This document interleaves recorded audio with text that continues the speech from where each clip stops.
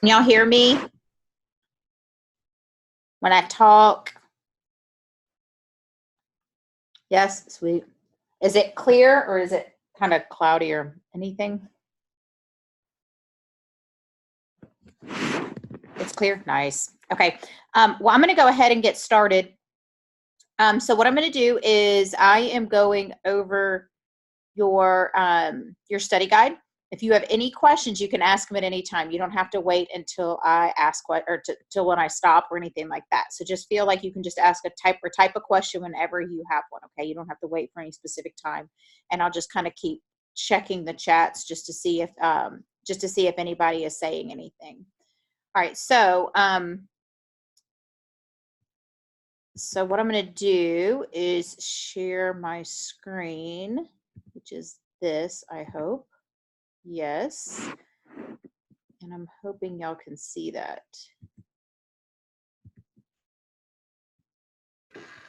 Chat. Nice. Okay. All right, so just starting with number 1. So questions 1, 2, and 3 ask you to tell whether or not the following are functions. So remember, in order to be a function, it has to pass the vertical line test. So if I draw a vertical line here with number 1, because it only crosses at one point, yes, this is a yes, this is a function. However, on number 2, if I draw a vertical line, it crosses at 2 places. So that means it is not a function. And so where that comes from is you've got 2 x's. Like you've got like, let's say this point is 2 comma negative 4, and this point is 2 comma 4. You know, remember the x's can't repeat. So that's where this comes from, because you see that the x's are repeating. And then when you look at number 3, you just have the values or the points laid out there for you. And so here, again, you're looking to see if the x's repeat, and the x's do not repeat. It's okay that this negative 3 is there. That doesn't matter. You're just looking at the x values to see if they repeat. Now, looking at the next section said to determine whether or not they are linear. So in order to be linear, there's actually 3 different things you're going to look for. 1, you're going to look at a graph and see if it's a straight line. So this is a straight line right here. This, however, is not. So no, this is not a linear function. I forgot to put yes on this one. Number 5, we're going to look and see if there's a constant rate of change. So the second thing you can look for is a constant rate of change. So I notice that when I'm looking at my x's, to go from here to here is +2. From here to here is +2. From here to here is +2. So now when I look at my y's, I see from 25 to 20 is -5. From 20 to 15 is -5. From 15 to 10 is -5. So we have this constant rate of change. My x's are going up by the same amount, and my y's are going down by the same amount. So because there is that constant rate of change, yes, this is a linear function. Looking at number 6, same idea. I look at my x's and I see that this is -1. This is -1. When I look at my y's, I see -4.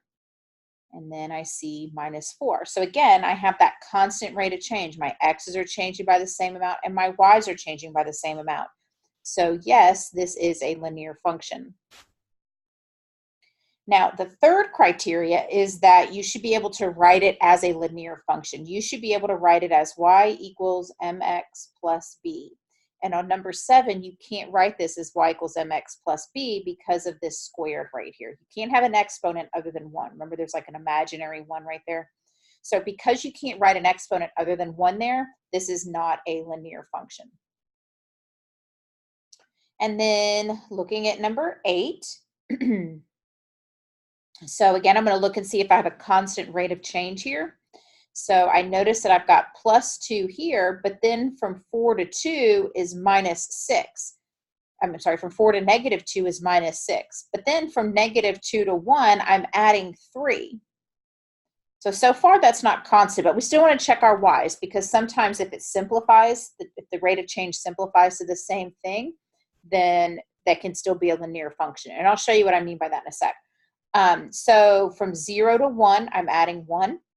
From 1 to 0, I'm subtracting 1. And then from 0 to 5, I'm adding 5. So what I meant by that before was if I look at my rates of change, remember rate of change is the change in y over the change in x. Well, if I look at my change in y over change in x, this one's 1/2, but this one's -1 over -6, which is 1/6. And then this is 5 over 3.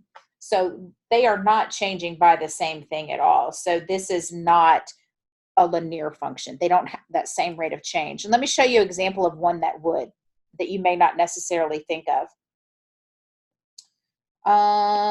Actually, let me change colors because I know that yellow is hard to see. Okay. Sorry, and I'm going to make this up real quickly, so hopefully it works.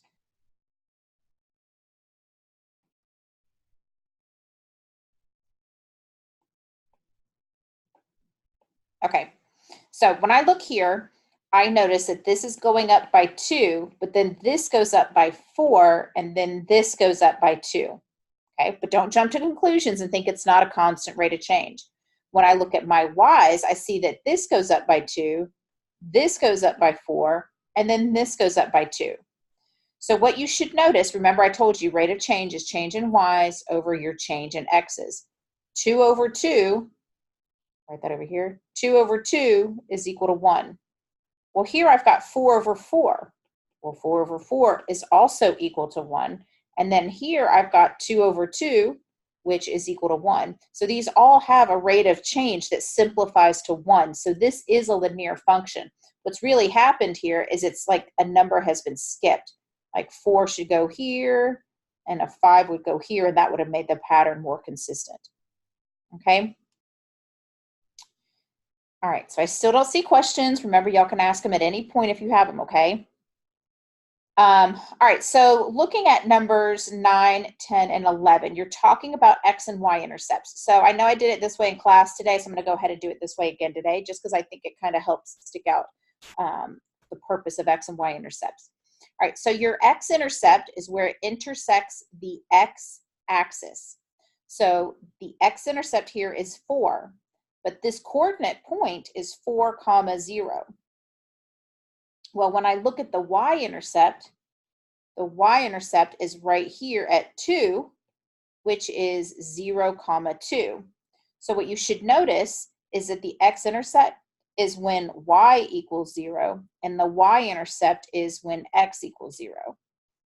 So I'm done with 11. I'm just showing you that the x-intercept is when y is 0, the y-intercept is when x is 0. And the reason that matters is when I'm over here on this problem right here, and I'm trying to find the x and y-intercept. So again, the x-intercept is when y equals 0. The y-intercept is when x equals 0. So to solve, I'm going to plug in 0 2 different times to this equation. So I'm going to do it one time when y is 0. So that would give me 3x minus 2 times 0 equals 24. I'm going to simplify. 2 times 0 is 0. 3x minus 0 is 3x, and that's equal to 24. Divide both sides by 3, and I get that x is equal to 8. So the x-intercept here is 8. Well, now I'm going to do the same thing again, but I'm going to do it with the y-intercept.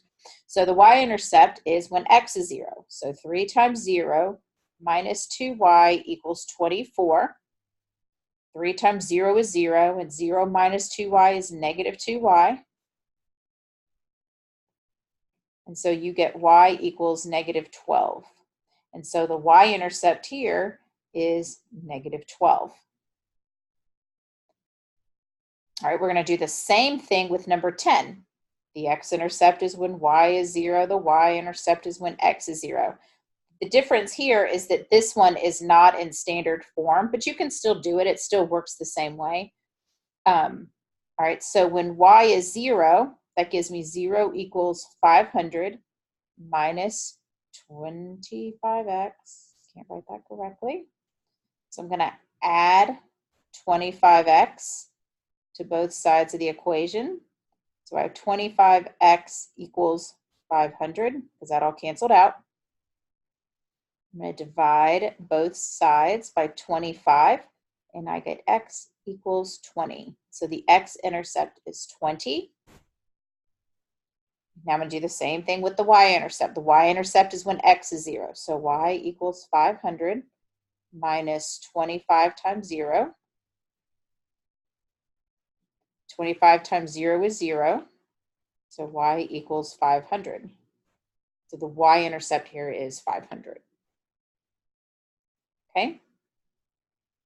All right, number 12, it says to rewrite this in slope-intercept form. Remember, that is y equals mx plus b. So we want to rewrite this so that we have the y by itself. So I want to get the y by itself. I kind of covered it up there, didn't I? I want to get the y by itself. So I am going to subtract, because this is a positive 3x. So I'm going to subtract 3x from both sides. This cancels out. So I have negative 2y equals 14 minus 3x. Now I'm going to go ahead and swap it, because if you notice in slope-intercept form, you have your mx first and then your b is second. So I'm going to go ahead and swap this. This is a positive 14 and a minus 3x. So that gives me negative 2y equals negative 3x plus 14. And so again, I want to get the y by itself. I want to get that all by itself. So I'm going to divide both sides by negative 2. But when I divide by negative 2, both parts, this gets divided by negative 2 and this gets divided by negative 2. And so here, my negative 2's cancel out, leaving me with just y on the left. I have negative 3 over 2x. I'm sorry, I have negative 3x over negative 2, which is positive 3 over 2x, and then positive 14 over negative 2, which is negative 7. So this is the slope-intercept form of this equation that we started off with right here.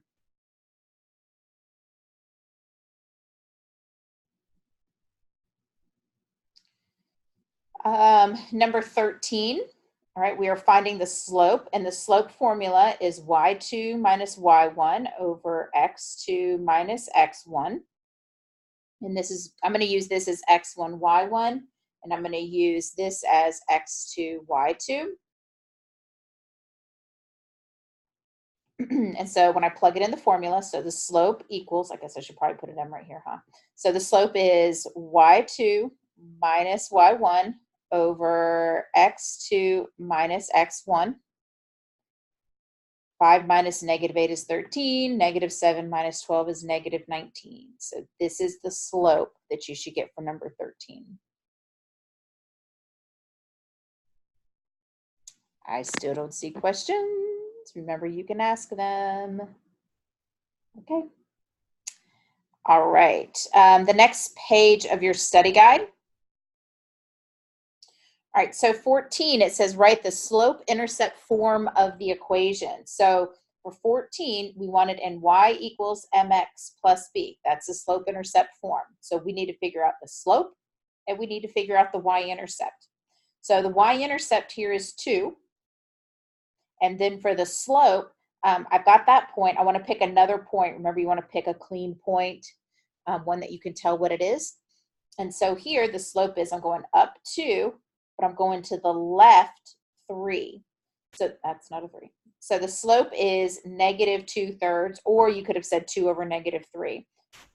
But you've got to put all of this together and write it the correct way. So the correct way would be negative 2/3 x plus 2.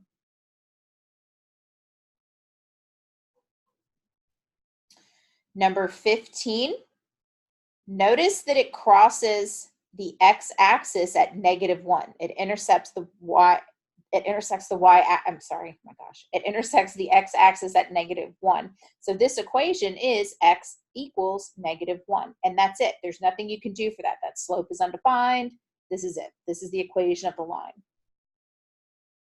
Now, number 16, it says y equals 4. So I'm going to come up here to where y is 4, and draw my line across here. This means that y is always 4. It doesn't matter what x is, y is 4. X is 5, y is 4. X is -2, y is 4. Y is always 4. Okay. Number 17, you have two options on graphing this. One, you can graph it with the x and y-intercept. However, I think that most of you prefer to graph it in slope-intercept form, so that's how I'm going to do it, but you can do it the other way if you want, okay? So the way we're going to do this is we're going to rewrite 4x plus 3y equals -12 in slope-intercept form. So I'm going to start, because again, I want to get the y by itself so that it's y equals. So to do that, I'm going to subtract 4x from both sides. So this leaves me with 3y equals -12 minus 4x. But I want to write it in slope-intercept form, so I'm going to swap these two. So when I do that, that gives me 3y equals -4x minus 12. And again, I want to solve for y, so I'm going to divide both sides by 3. So when I do that, I get y equals -4/3 x minus 4, because -4x over 3 is -4/3 x, and then -12 over 3 is -4.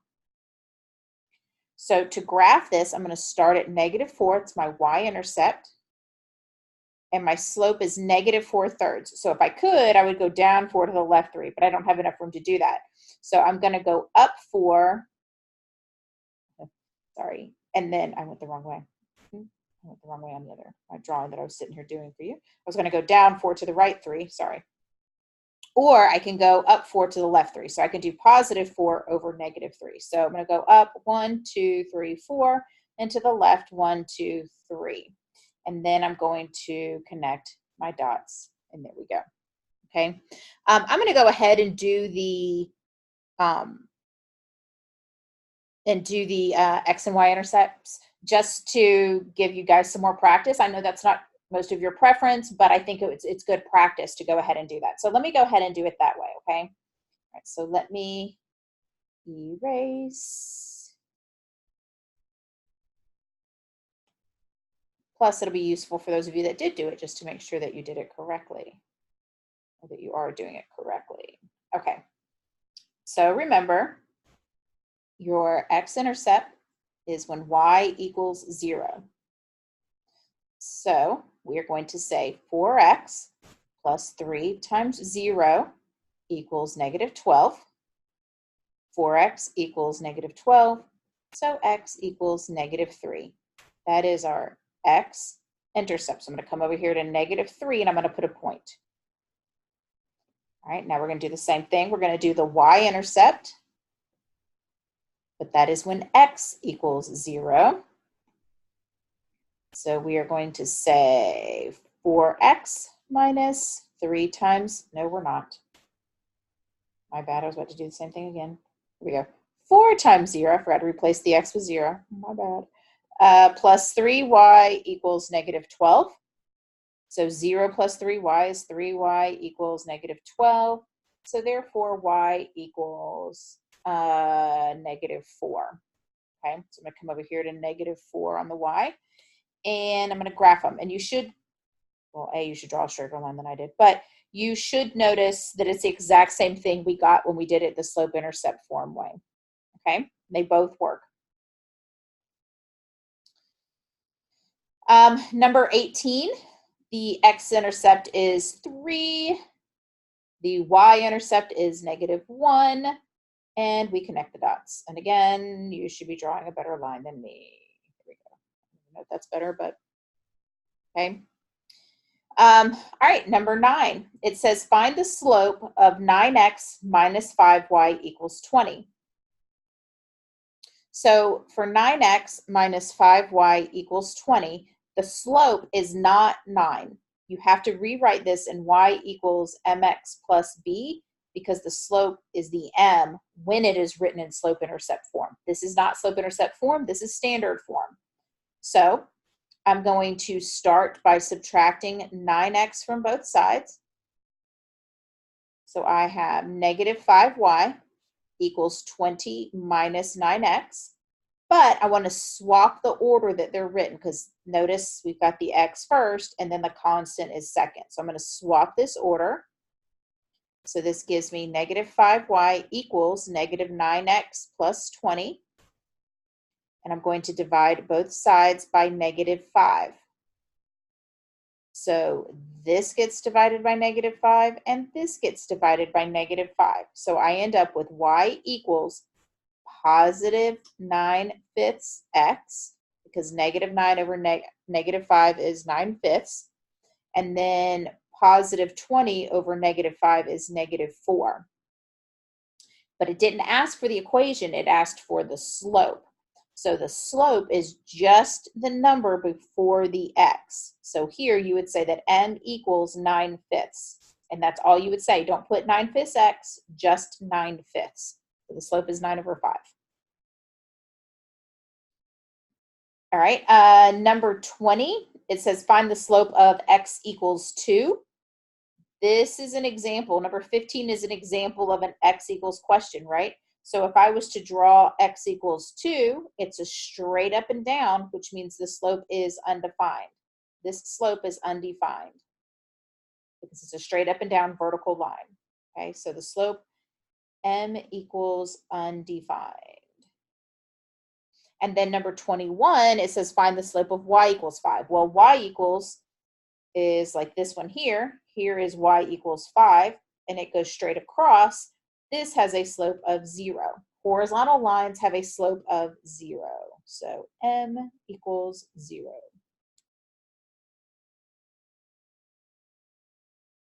All right, next page, 22. All right, so 22 is talking about the transformations. And remember, there's only 3 possible transformations. So here, because of the negative, this is a reflection across the x-axis. Because of the 7/4, again, you're not looking at the negative, you're just looking at the number. And because that number is greater than 1 whole, this is a stretch by a factor of 7/4. And then because of this positive 3, this is a shift up 3 units. Now, number 23, you have to rewrite 23. And actually, I'm going to come up here and do it. So 23, you have x plus 4y equals negative 16. You have to rewrite this in y equals mx plus b before you can talk about what the transformations are. So that's what we're going to do first, okay? So I'm going to subtract x from both sides. So I have 4y equals negative 16 minus x, which again, I'm going to swap it and I take the sign before it with it. So I'm going to have 4y equals negative x minus 16. I'm going to divide both sides by 4. And when I do that, this gets divided by 4 and this gets divided by 4. And so you end up with y equals negative x over 4 minus 4. Negative x over 4, negative 16 over 4 is negative 4. Now remember that negative x over 4 is the same thing as negative 1/4 x. Okay, sorry, hold on, let me finish this one and I'll go right back to number 20, okay? I just saw your chat. So negative x over 4 is negative 1/4 x, and then we've got minus 4. All right, so looking at this one and talking about the transformations, because of this negative, this is a reflection across the x-axis.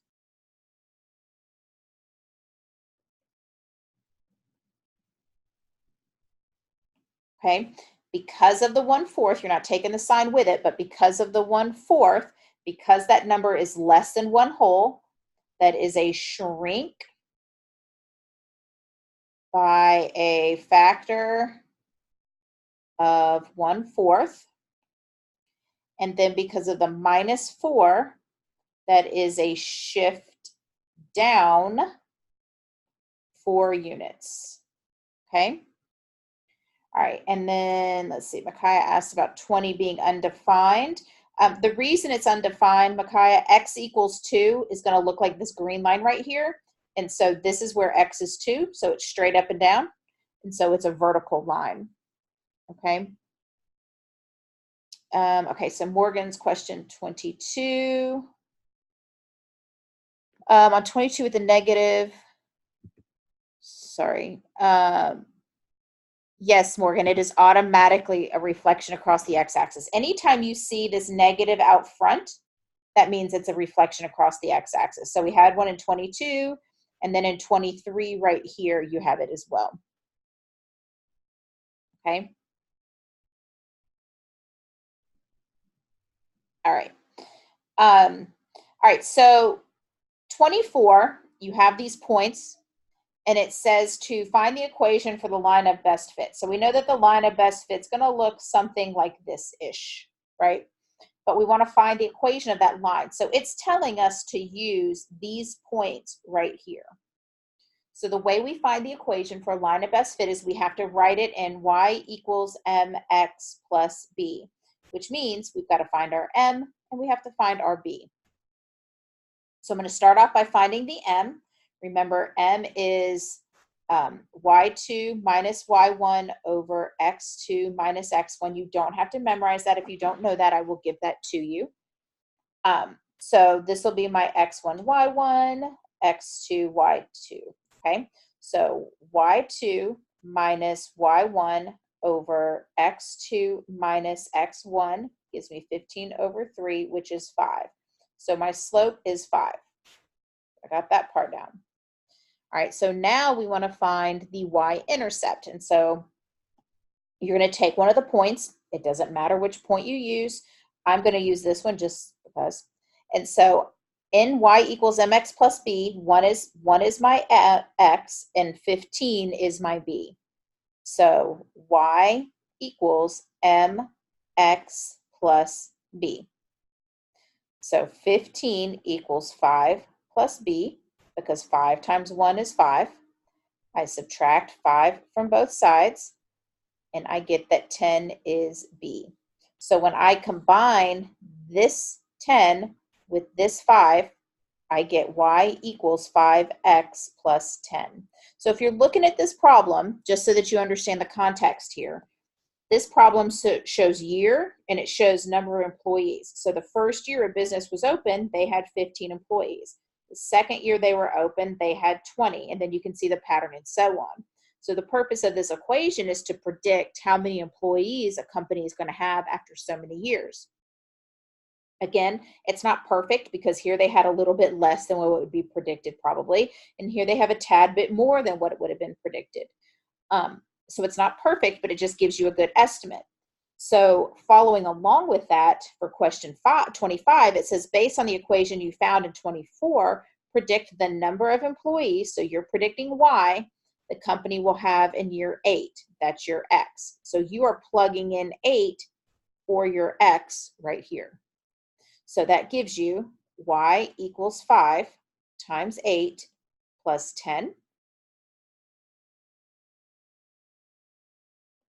And so you have 50. So it is predicted that there would be 50 employees by year 8. Okay. All right. The next one's 26, has negative correlation.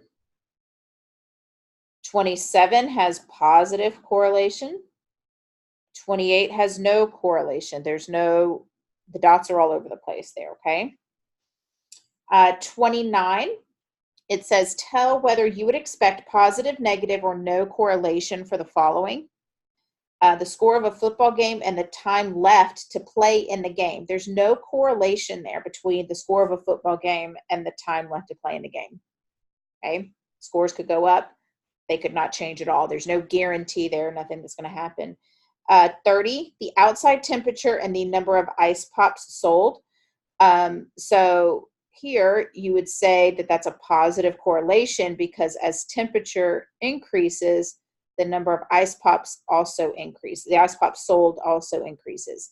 So that's going to be a positive correlation. When both things are increasing, that's a positive correlation. 25, why did I add 10? Because that was the b in the equation.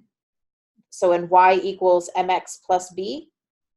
So here was my m and here was my b. And then I plugged in 8 for x right there.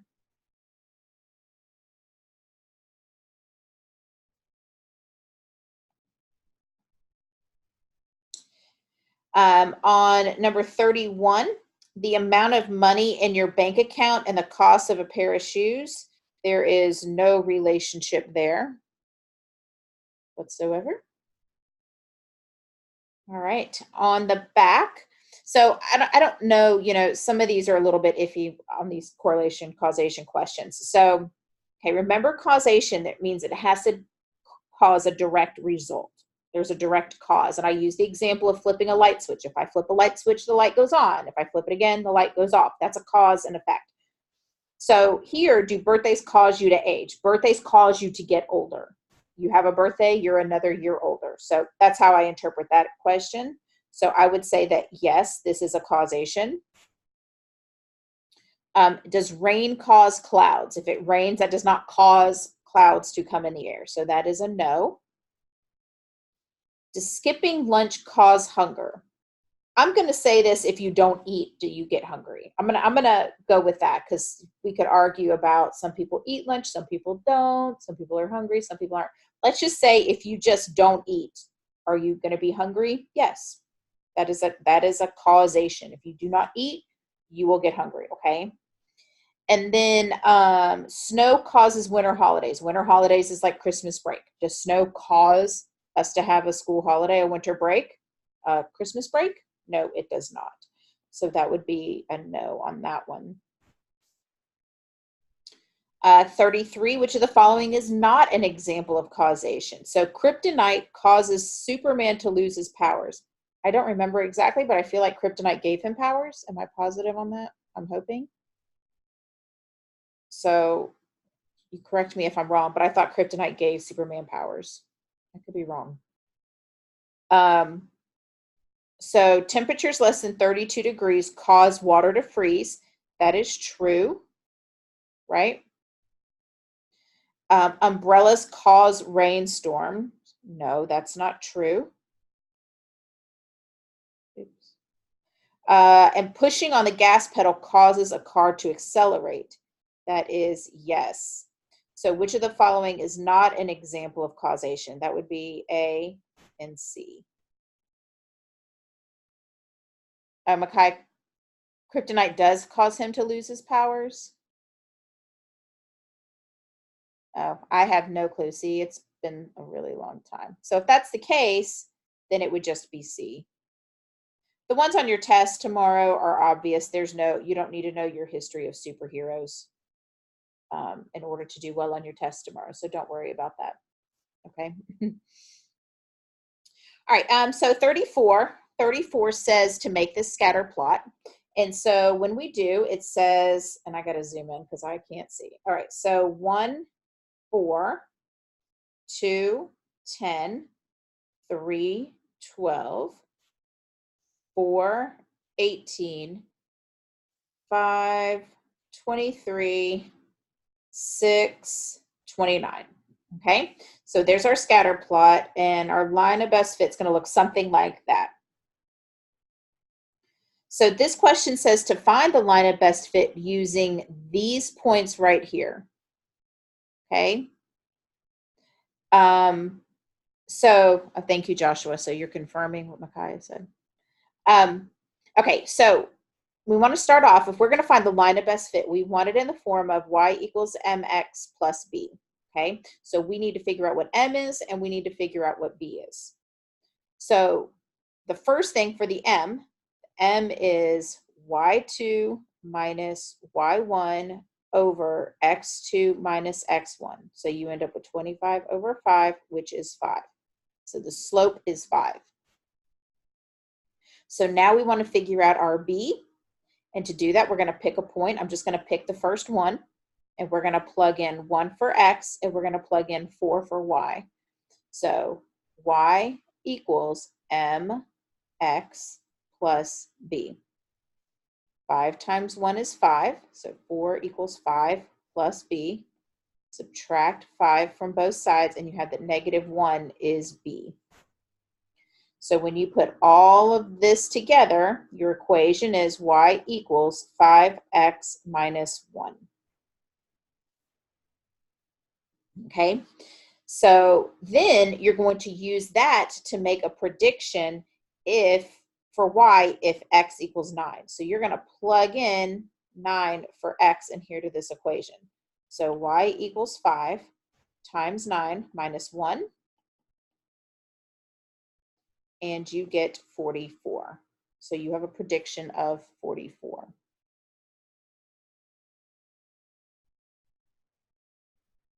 Oops. 37, write the slope-intercept form of the equation. So again, y equals mx plus b. We know that our m is 3 over 2 because it's given right here. The difference is now we have to use this point. It's not like up in this problem right here where we had our choice of which points we use. Here we have to use that point. So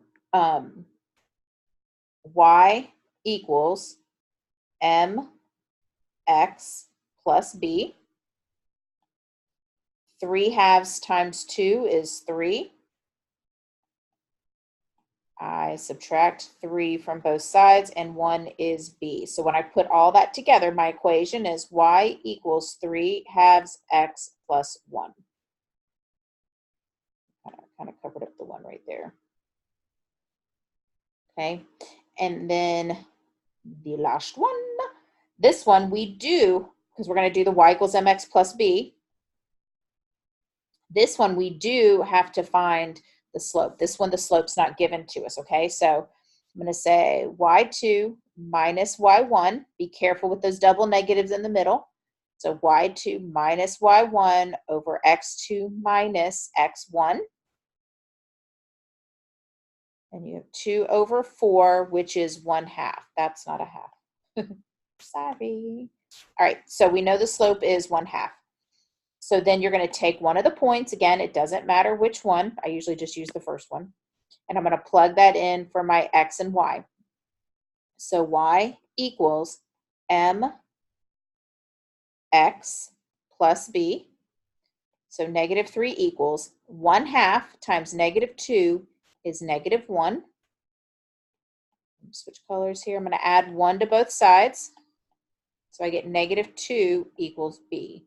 So my b is -2. So when I put all of this together, my equation is y equals 1/2 x minus 2. Okay? And that was actually perfect because remember I told y'all I only had 40 minutes and that was 39 minutes. So if there's a last minute question, I can answer it. I will set this as recording. I'll put this recording up online.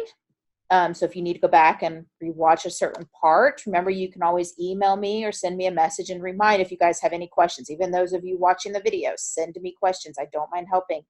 You also have upgrade tomorrow morning. So from 7:10 to 7:40, y'all can come see me in the morning if you have questions too, okay? All right, I don't see any questions. So I'm going to go ahead and leave. Y'all have a good night, okay? Again, email me questions. Come see me with questions. I want to help you. All right, bye. Good night.